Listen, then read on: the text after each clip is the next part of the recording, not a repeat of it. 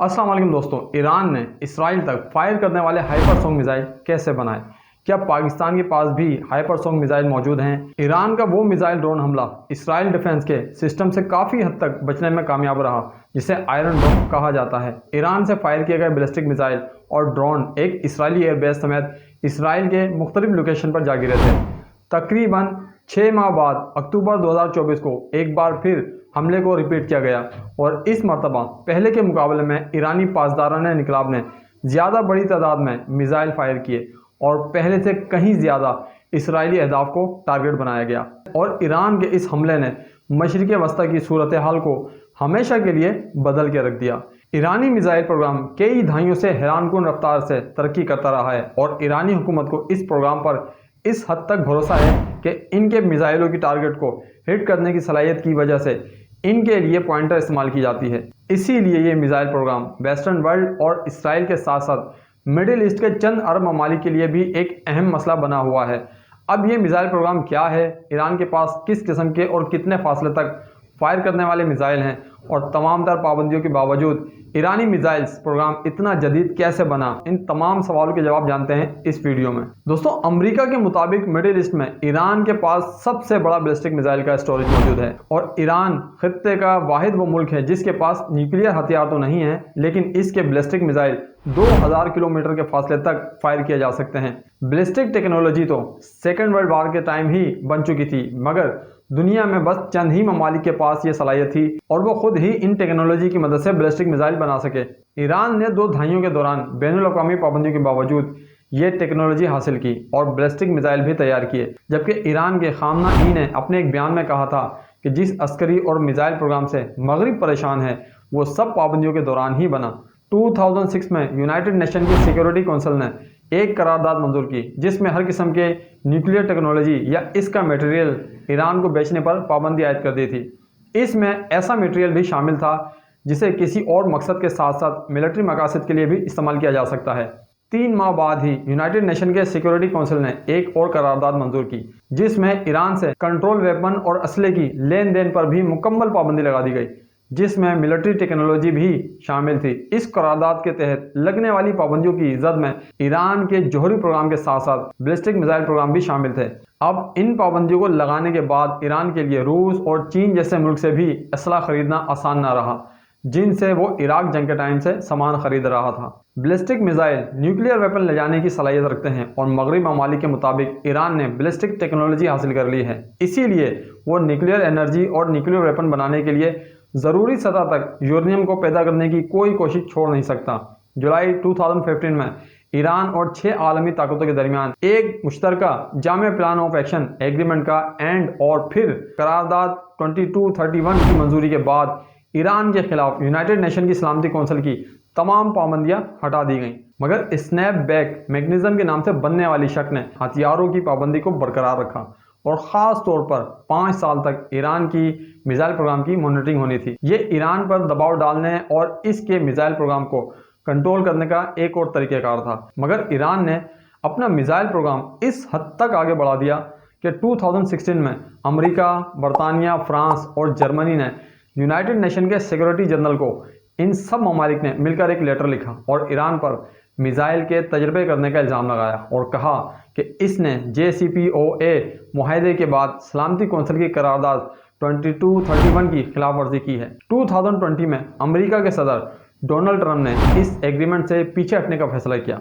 इस एग्रीमेंट से पीछे हटने की एक वजह ईरान की मिसाइल प्रोग्राम के खतरे से निपटने और इस प्रोग्राम का चेक और तस्दीक करने का एक तरीक़ेकार की कमी थी, जबकि ईरान ने भी ये जाहिर करने की कोशिश की कि वो इनके साथ इस प्लान ऑफ एक्शन का हिस्सा है।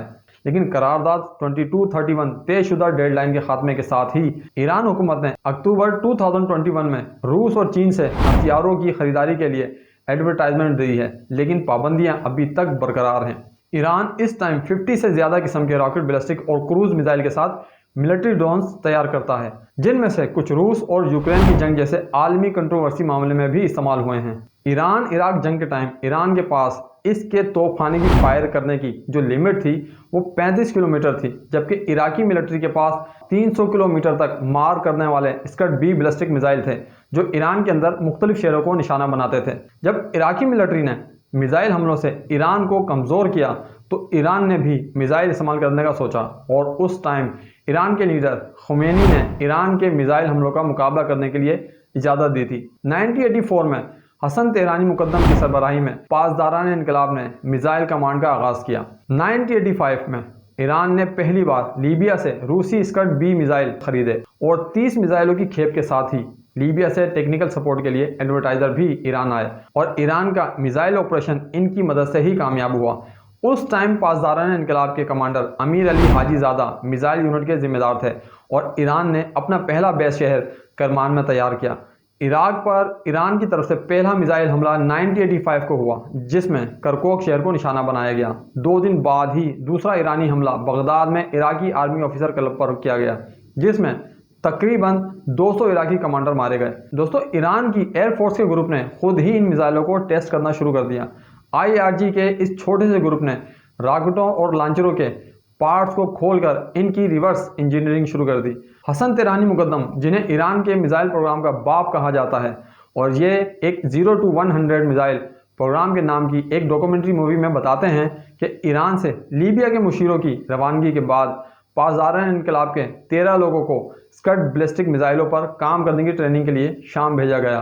1986 में हसन मुकद्दम को ईरानी फ़दाइया के मिसाइल का कमांडर बना दिया गया और 1988 के बाद ईरानी पासदारान इनकलाब कोर ने मिसाइल बनाने की कोशिशें शुरू कर दी। 1980 में शुमाली कोरिया ने और बाद में चीन ने ईरान के मिसाइल प्रोग्राम में मदद की। नतीजा यह निकला कि कुछ आलमी ताकतों ने चीन को मिसाइल टेक्नोलॉजी कंट्रोल रजीम का मेंबर बनाने की कोशिश की, जो कि मिसाइल की पैदावार, तरक्की और टेक्नोलॉजी को कम करने के लिए 35 ममालिक के दरमियान एक मफाहमत थी। चीन इस मुआहदे का हिस्सा बनने पर तो राजी ना हुआ, लेकिन इसने एग्रीमेंट के शराइत पर कार्बन रहने का अहद ज़रूर किया। नज़ात और मजतमा रॉकेट ईरान में बनाए गए और इसके फ़ौरन बाद थंडर 69 मिसाइल सामने आया, जो कम फासले तक मार करने वाला चीनी B610 बैलिस्टिक मिसाइल है। 2000 के शुरू में ईरान के मिसाइल प्रोग्राम की तरक्की पासदारान इनकलाब के एरोस्पेस मिसाइल यूनिट में हसन तेहरानी मुकद्दम और उस टाइम IRGC एयरफोर्स के कमांडर अहमद काज़मी की मदद से शुरू हुई थी और ईरान के मिसाइल प्रोग्राम के दूसरे राउंड का आगाज फतह 110 मिसाइल की तैयारी से शुरू हुआ। ईरान के मिसाइल प्रोग्राम में हसन मुकद्दम एक अहम शख्सियत हैं। 2009 में हसन मुकद्दम ने extra heavy satellite engine series का एक्सपेरिमेंट किया। हसन मुकद्दम 12 नवंबर 2011 को एक धमाके में 16 लोगों के साथ मारे गए थे। बहुत से लोगों का ख्याल है मिलिट्री बेस पर होने वाला वो धमाका तखरीबकारी का नतीजा था और हसन तेहरानी मुकद्दम को मुनज़्ज़म मंसूबे के तहत कत्ल किया गया था। ईरान के मुताबिक हसन मुकद्दम एक नए मिसाइल तजर्बे की तैयारी कर रहे थे तो 2 धमाके हुए और हसन मुकद्दम दूसरे धमाके में मारे गए, लेकिन हसन मुकद्दम ही थे जिनकी कब्र पर लिखा गया था कि यहाँ वो शख्स दफन है जो इसराइल को तबाह करना चाहता था। दोस्तों, ईरान इस टाइम अमीर अली हाजीजादा की सरबराही में पासदारान इनकलाब की एरोस्पेस फोर्स ईरान की मिलिट्री के लिए मिसाइल और ड्रोन बनाने वाला सबसे बड़ा इदारा है। 2014 में पहली बार IRGC एयरफोर्स के कमांडर अमीर अली हाजीजादा ने ऐसे मिसाइल बेस के बारे में बात की जो ईरान के मुख्तलिफ सूबों में ज़मीन से 500 मीटर नीचे तक गहराई में बनाए गए हैं। ईरान के ज़ेर ज़मीन मिसाइल बेस की तामीर कब हुई इसके बारे में कोई मालूमात नहीं, लेकिन फारस के न्यूज़ एजेंसी के मेहंदी बख्तियारी ने एक इंटरव्यू में कहा कि ईरान में पहला ज़ेर ज़मीन मिसाइल बेस 1984 में बनाया गया था और इसी टाइम ईरान के मिसाइल प्रोग्राम की शुरुआत हुई थी। ईरान की मिलिट्री खास तौर पर पासदारान इनकलाब की एरोस्पेस फोर्स रॉकेट, क्रूज और बैलिस्टिक मिसाइलों की एक बड़ी तादाद तैयार करती है। बैलिस्टिक मिसाइल ईरान में तैयार किए जाने वाले मिसाइलों की सबसे अहम किस्म है। बैलिस्टिक मिसाइल हाइट पर और एक डायरेक्शन में प्रवास करता है। इसकी फायर के 3 राउंड होते हैं। दूसरे राउंड में इसकी रफ्तार तकरीबन 24,000 किलोमीटर फी घंटा तक हो जाती है। लंबे फासले तक फायर करने वाले बैलिस्टिक मिसाइल फायर किए जाने के बाद ज़मीन की फ़ज़ा से बाहर निकल जाते हैं और फ़िज़ा में दोबारा दाखिल होने पर आवाज़ की रफ्तार से ज़्यादा तेज़ रफ्तार तक पहुंच जाते हैं। क्रूज मिसाइल मुकम्मल तौर पर गाइडेड होते हैं और कम हाइट पर प्रवास करने की सलाहियत रखते हैं, जिसकी वजह से वो रडार का मुकाबला करने की सलाहियत भी रखते हैं। क्रूज मिसाइल की रफ्तार 800 किलोमीटर फी घंटा से शुरू होती है। 2024 में इसराइल पर मिसाइल हमले में ईरान ने अम्माद 3 बैलिस्टिक मिसाइल, पाओ क्रूज मिसाइल और शाहिद 136 ड्रोन का इस्तेमाल किया था। Ammad ballistic missile medium range तक फायर करने वाला हथियार है और इसकी रेंज 1700 किलोमीटर तक है। इस मिसाइल की हाइट 15 मीटर है। इसकी वार हेड का वजन 750 किलोग्राम है। पाओ मीडियम रेंज तक फायर करने वाला क्रूज मिसाइल जिसकी रेंज 1650 किलोमीटर है और ये मिसाइलों की एक ऐसी नस्ल है जो टारगेट तक पहुंचने के लिए मुख्तलिफ रास्ते तलाश कर सकता है। पाओ मिसाइल 2023 में दुनिया के सामने लाया गया और ईरान ने दावा किया था कि ये मिसाइल इसराइल तक पहुंचने की सलाहियत रखते हैं, जो 13 अप्रैल को होने वाले हमले में भी इस्तेमाल हुआ। जुल्फ़िकार मिसाइल ये कम रेंज पर मार करने वाला बैलिस्टिक मिसाइल है जिसका फासला तकरीबन 700 किलोमीटर बनता है, जिसे 2017 में दाइश के ठिकानों पर हमला करने के लिए इस्तेमाल किया गया था। दोस्तों, ईरान ने दावा किया है कि इसके मिसाइल की नई जनरेशन हाइपरसोनिक पैन की जनरेशन से है। हाइपरसोनिक से मुराद वो हथियार जिनकी रफ्तार आमतौर पर आवाज़ की रफ्तार से 5 से 25 गुना तक होती है। ईरान ने पहली बार फतह मिसाइल को बैलिस्टिक और क्रूज दोनों में हाइपरसोनिक मिसाइल के तौर पर इंट्रोड्यूस करवाया था। अल फतह ठोस ईंधन के मिसाइलों की एक नई नस्ल है जिसकी रफ्तार टारगेट को निशाना बनाने से पहले 13 से 15 मैक तक है। मैक 15 का मतलब 5 किलोमीटर फी सेकंड की रफ्तार है। पासदारान इनकलाब एरोस्पेस ऑर्गेनाइजेशन के कमांडर अमीर अली हाजी ज़ादा ने अल फतह मिसाइल के प्रोग्राम में कहा था कि ये मिसाइल तेज़ रफ्तार हैं और फ़ज़ा के अंदर और बाहर जा सकता है। साथ ही इनका ये कहना था कि फ़तह को किसी मिसाइल से तबाह नहीं किया जा सकता। अल फतह बैलिस्टिक मिसाइल की तकरीब के बाद तेहरान के फ़लस्तीन स्क्वायर में इसराइल को धमकी देने के लिए एक एडवर्टाइजमेंट लगाया गया जिस पर 400 सेकंड में तल अबीब तहरीर था। इसराइल के डिफेंस मिनिस्टर योगलैंड ने ईरान के दावों और हाइपरसोनिक मिसाइल बनाने की धमकी के जवाब में कहा कि हमारे पास किसी भी टेक्नोलॉजी का बेहतरीन जवाब है, चाहे वो ज़मीन पर हो, हवा में हो या समंदर में।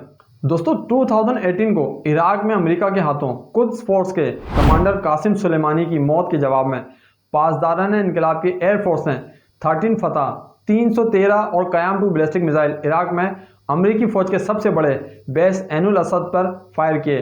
इसके अलावा इराक के कुर्दिस्तान खित्ते के दारुल हुकूमत अरबेल में एक बेस पर भी हमला किया गया। कासिम सुलेमानी की मौत के बाद हमसाया मुल्क पर ईरान के मिसाइल हमलों में इजाफा भी देखा गया। 2024 को इस्लामी इनकलाबी गार्ड कोर के एयरफोर्स ने पाकिस्तान के सूबे बलूचिस्तान में जैशुल अदल ग्रुप के मेन सेंटर पर मिसाइल से हमला किया, जिसके दूसरे ही दिन पाकिस्तान ने ईरान के सूबे सिस्तान और बलूचिस्तान में कई जगहों पर मिसाइल फायर किए और ये पहला मौका था जब पाकिस्तान ने ईरान के मिसाइल हमलों पर भरपूर जवाब दिया था। ईरान का सबसे बड़ा इत्तेहादी अमेरिका था और ज़्यादातर मिलिट्री वेपन जिनमें फाइटर जेट शामिल थे अमेरिका से खरीदे गए थे। ईरान ने 160 F-5 फाइटर जेट खरीदे जो इन ममालिक के लिए सस्ते फाइटर जेट के तौर पर बनाए गए थे, जो महंगे फाइटर जेट नहीं खरीद सकते थे। पहले दौरे हुकूमत में ईरान के लिए मैकडोनाल्ड डिग्रेस F-4 जंगी जहाज़ की एक बड़ी तादाद भी खरीदी गई थी जो आज भी एयरफोर्स बेड़े में मौजूद हैं। इस्लामी इनकलाब के बाद तेहरान में सफारत खाने पर हमले और कब्जे की वजह से ईरान और अमेरिका के ताल्लुकात हमेशा के लिए ख़राब हो गए। असले की पाबंदी समेत मुख्तलिफ अमरीकी पाबंदियों के नतीजे में ईरान को निशाना बनाया गया क्योंकि जदीद हथियारों और जंगी जहाज़ों का हसूल मुमकिन नहीं था और जंग के दौरान इराक के बैलिस्टिक मिसाइलों ने ईरान को अंदर तक निशाना बनाया। इसी वजह से इसने रॉकेट प्रोग्राम शुरू करने का फैसला किया। ऐसे में ईरान के लिए मिसाइल प्रोग्राम बेहतरीन इंतखाब था जो इसे दिफाई हथियार के तौर पर इस्तेमाल कर सकता था और जंग की सूरत में इसकी रसाई दूसरे मुल्कों तक भी हो जाती। यही वजह है कि इस टाइम ईरान का मिसाइल प्रोग्राम ईरान के जदीद तरीन और अहम तरीन हथियारों के प्रोग्रामों में शामिल होता है। दोस्तों, उम्मीद करता हूँ कि ये वीडियो आपको इन्फॉर्मेटिव लगी होगी। इस वीडियो को लाइक और शेयर ज़रूर करें। आपके प्यार मोहब्बत का बहुत शुक्रिया।